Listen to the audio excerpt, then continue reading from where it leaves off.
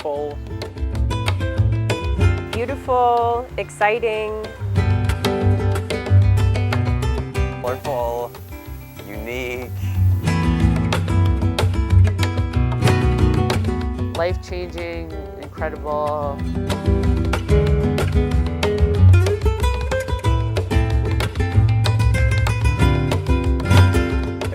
Well, my partner and I have been going to Guatemala for the past 6 years.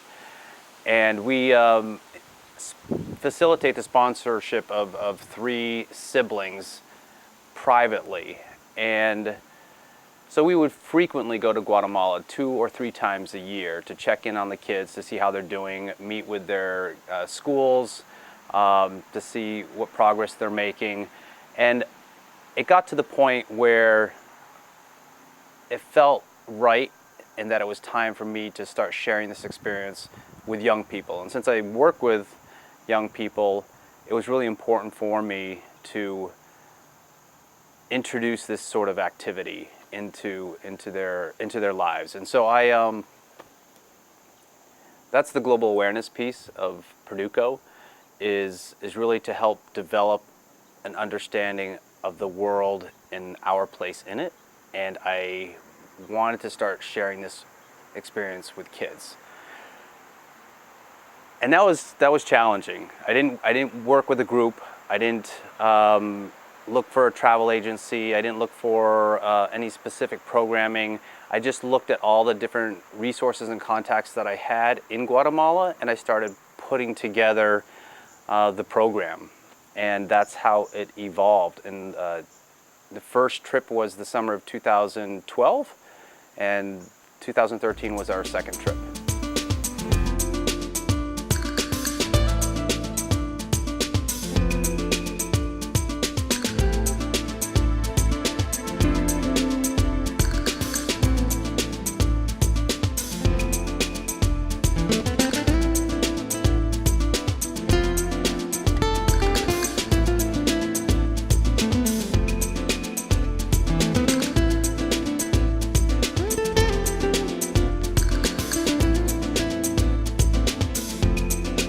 So we land in Guatemala usually on a Tuesday afternoon, Tuesday evening actually, and the experience in the airport is really quite different than it used to be. As the local Guatemalans call it, it's the airport for the gringos. It's a brand new airport. It's beautiful. It looks like any other airport in the United States. So you get off the plane and you really don't feel like you're in a third world country right away until you step outside the airport, and there are all the people there waiting, and people selling their wares, and people providing transportation. And so we get picked up by a driver in a private van, and all our luggage is loaded on top, and that's again begins the experience of being in a third world country. We pile in a van, and it takes us about 45 minutes to get to Antigua, where we stay for 2 weeks. We stay at the Black Cat Inn. It's a very small inn. We pretty much take up the entire inn, and the staff is incredibly warm and helpful, and they love having us there. They become family for us. We eat our meals there. They're very helpful. The inn is very casual, rustic, a great place for youth to hang out. You don't have to worry about things necessarily being broken or anything, and there's hammocks and a roof terrace, and it's a great place to call home, and the kids very quickly become comfortable there. And that's important too, because outside those doors of the inn, there's an overload of stimulus. There's noises and there's smells and there's sights that are just so foreign to what we're used to that after a 6 or 7 hour day outside the walls of the inn, it's great to come back to a place where you can just relax and let go. And those moments are really important. So the first week that we're there is pretty much about exploring Antigua and becoming a little bit more comfortable with our surroundings.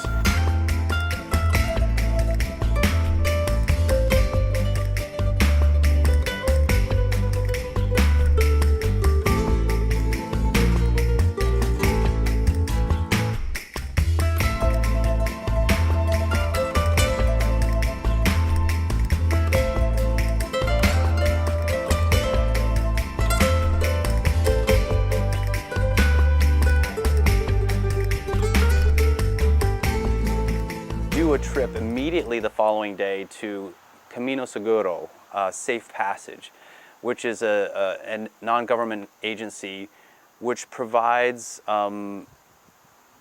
educational resources for families for children of families who work in the dump, the city dump. We actually go to a precipice overlooking the dump where they explain to us why these families are working in the dump and why the families are permitted to work and scavenge in the dump, and what Camino Seguro does to help these families in terms of providing an education for their children. It hits the kids hard right away as to the extreme poverty that exists in Guatemala. And I think that's by design in terms of the program is to have them experience that as soon as possible. It was kind of like, I don't know, it was a good experience because you get to see what like people do for jobs there, but it was also I was kind of torn because there's a part of me that was sad. Like people are working in dumps, like collecting trash and stuff that they can sell. You know, it's just kind of like, you know, that doesn't happen here.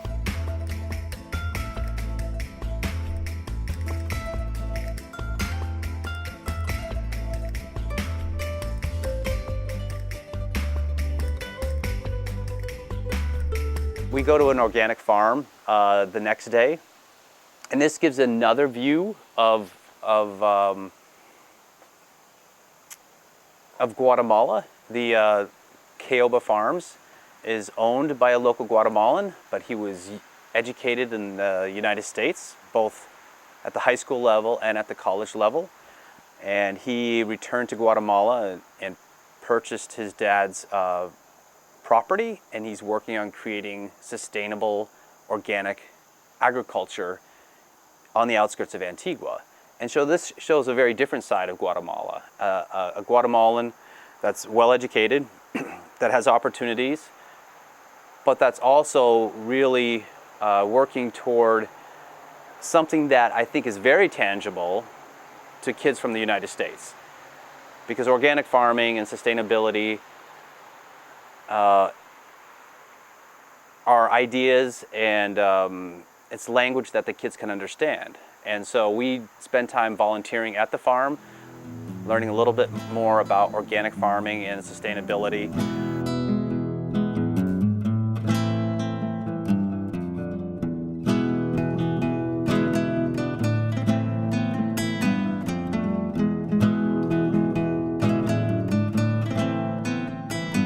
A good experience just because it's good to see like what people do for jobs there. So me and my partner Nick, we worked on shoveling like soil into bags to sell, and there's like no machines there. It's just all done by hand.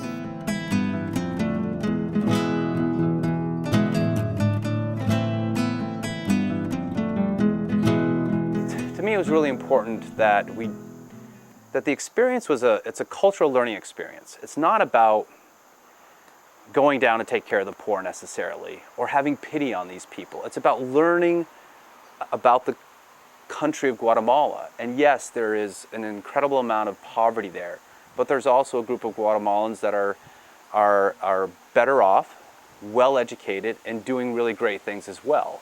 So it's not a pity trip. It's a trip to learn and become more aware. And so there's that I don't know what you call it, sort of the tension between the extreme poverty and the means, people with means, and what they're doing with their lives there. And not necessarily to pass any judgment on it at all, but just to bring some awareness to the kids. Guatemala is an incredible country with incredible people, and I want these kids to see that. I don't want the kids necessarily to think of Guatemala as a country, a third world country of extreme poverty, even though that does exist. And so that's our first week is pretty much about those kinds of experiences and local experiences.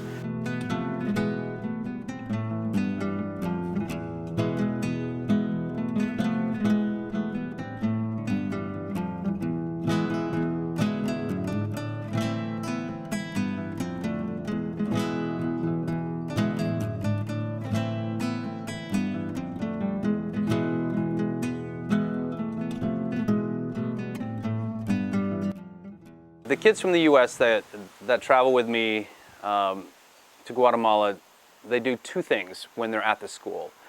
One is an English language activity.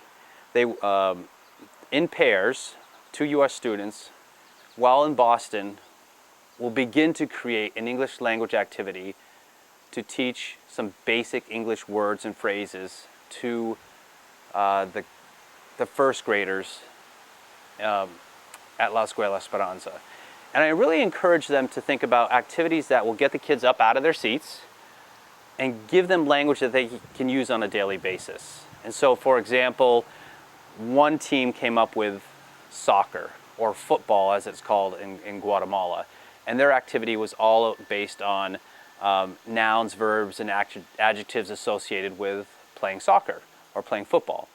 And because that is something that the kids engage in frequently down there. Another pair decided to do a music and art activity and a musical and cooking activity.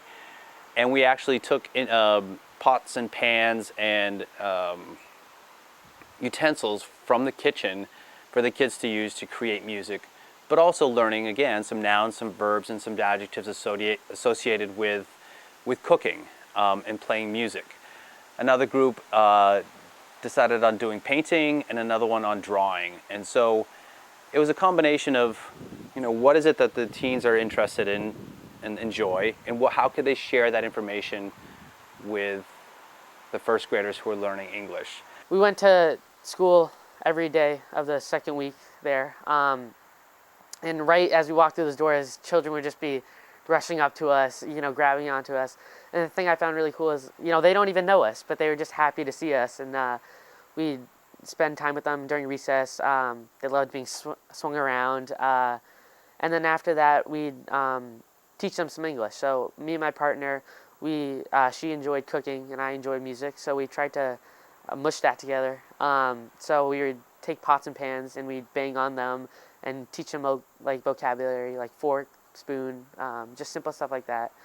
So they could take home some English and, just go home and maybe speak a little, who knows. But yeah.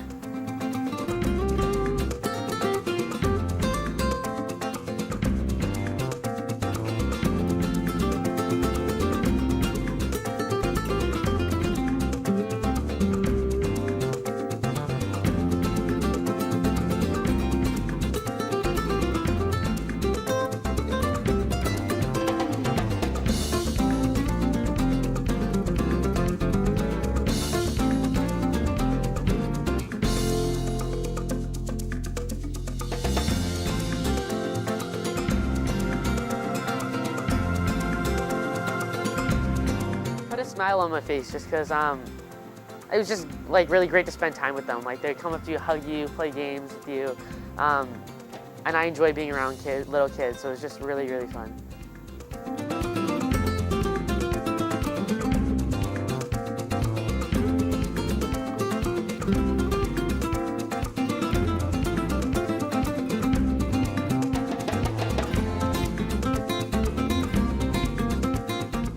The second part of the afternoon, each U.S. student was paired up with a Guatemala student roughly around their age. They were teenagers.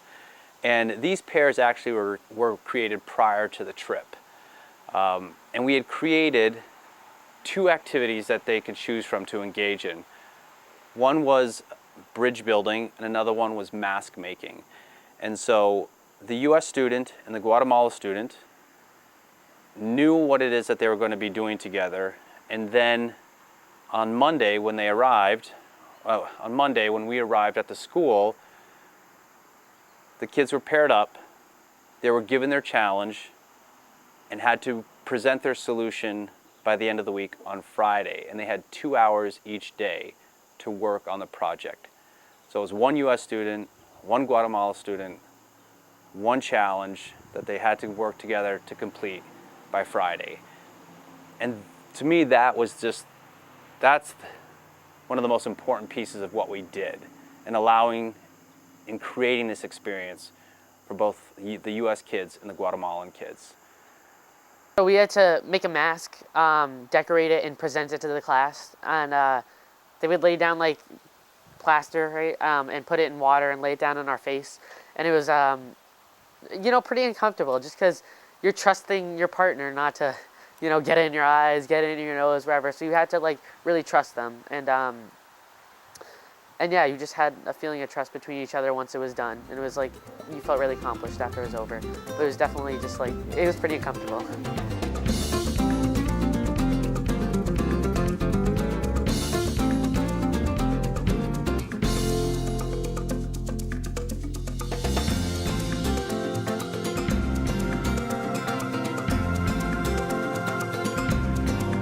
But yes, we did. I mean, yes, we accomplished the task, but and we managed to do it mostly without conversation.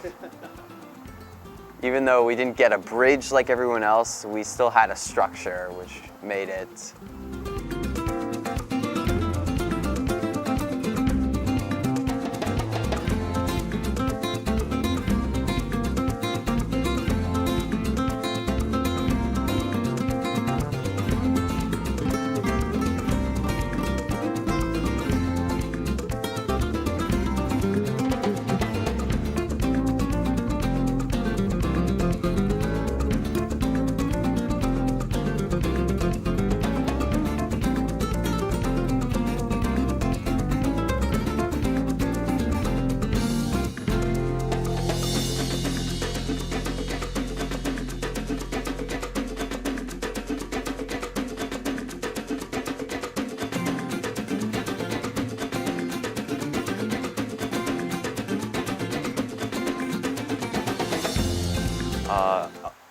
A couple of days, we go to Lake Atitlan, Santiago, which is a village on the lake, and there's an elder center there, and the kids do some volunteer work at the elder center.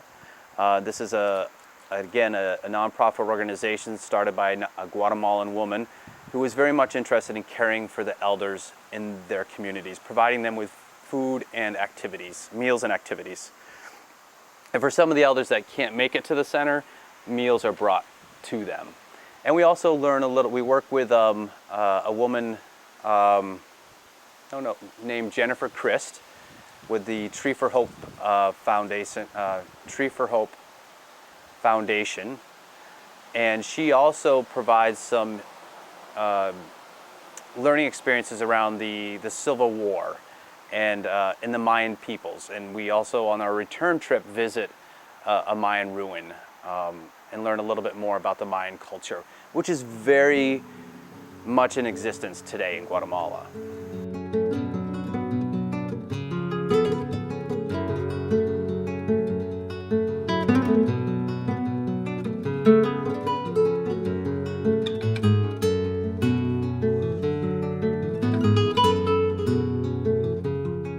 There was just sort of a feel about them that really made them feel like they were sincere, like really sincere, like they really were thankful for the help that we gave, for what we were doing.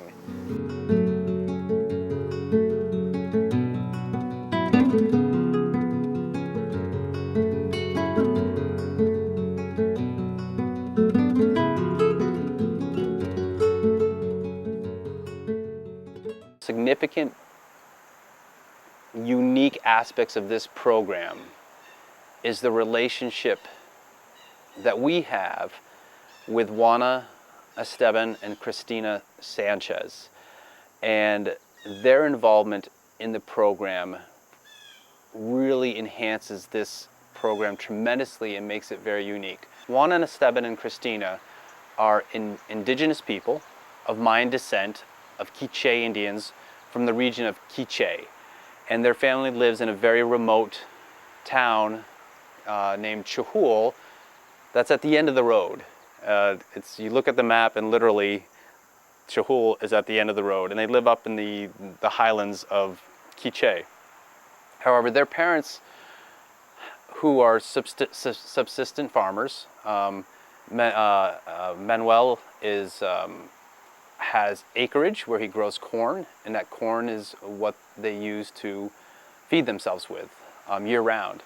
And Isabel takes care of the home, and she also does weavings. And whether she's weaving, creating baskets, or whether she's creating huipiles or tablecloths, she does a lot of weaving. And they also have a market stall in the market in Antigua. And that's how we had originally met the three kids, Juana, Christina, and Esteban. And so for the past 6 years, we've been sponsoring and facilitating the sponsorship of these three kids to send them to private school. One of the experiences that we have is that they invite us to their home. They have a small apartment,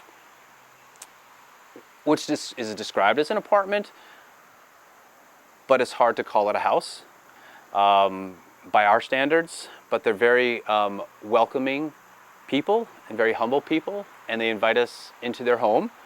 And Juana and Christina taught the kids how to make tortillas and cook them over an open campfire, and they share their home with us for an afternoon. Juana shows us how she makes her own clothing, because she still, to this day, even though she goes to private school, she still makes her own traditional huipiles, her own traditional shirts, and she'll weave those herself. And so I think that for the kids of Con Ojos Abiertos,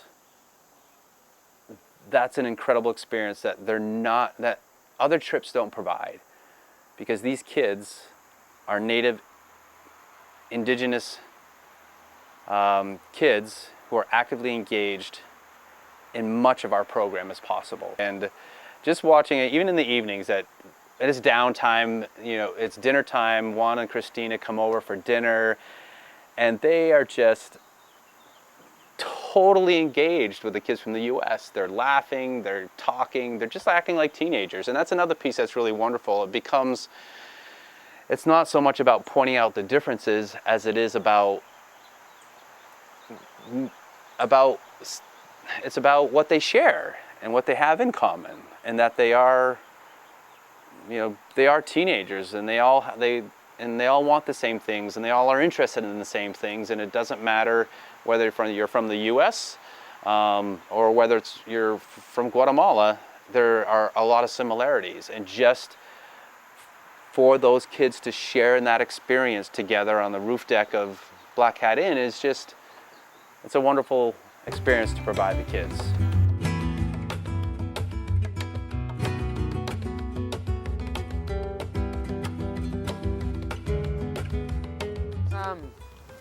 It was really different. Just they live in different conditions. A cold, like, stone floor, 2 beds, not much space. They have to, share their space. They cook on like a grate, right, with some wood, like a stone barrier kind of, and the fire there. That's where they cook their tortillas. So everything they do, they make it themselves. Then they have to clean their dishes in a, kind of a sink. Yeah, the small shower, but they have to share between the 3 of them. So yeah. Whereas me and my brother, I have like 2 bathrooms in my house. My mom and my dad have 1, and me and my brother share 1, but they only have 1 for all of them. So it was different.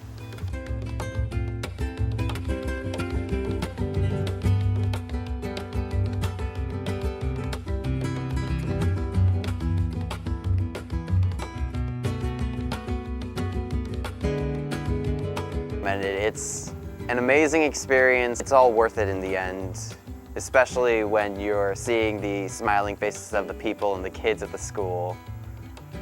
And that really just makes it all worth it.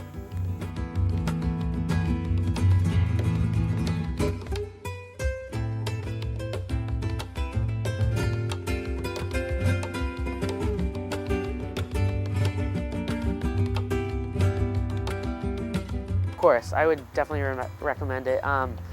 It's just a life-changing experience, and you take away so many valuable lessons, and it changes you as a person. You look at life in a different way. It's just a great experience.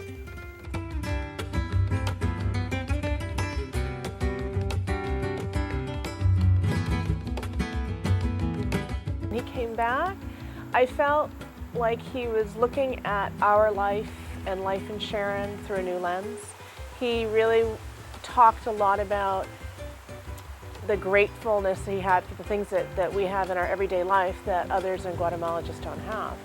So the change I saw in Liam was really his perspective on his life here and putting that in context with people who don't have as much.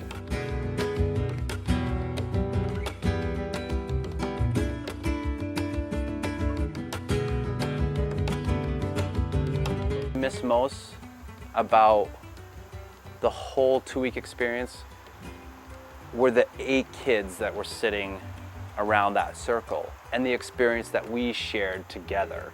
For me, that's the reason the trip exists, is providing these kids with opportunities to grow socially, emotionally, intellectually, and in some regards physically. And I know that that happens, and you can feel it within the group, and you can see it within the individuals there. But that's what I miss the most, is working with the youth that come on this trip and helping them to develop themselves personally and to grow personally.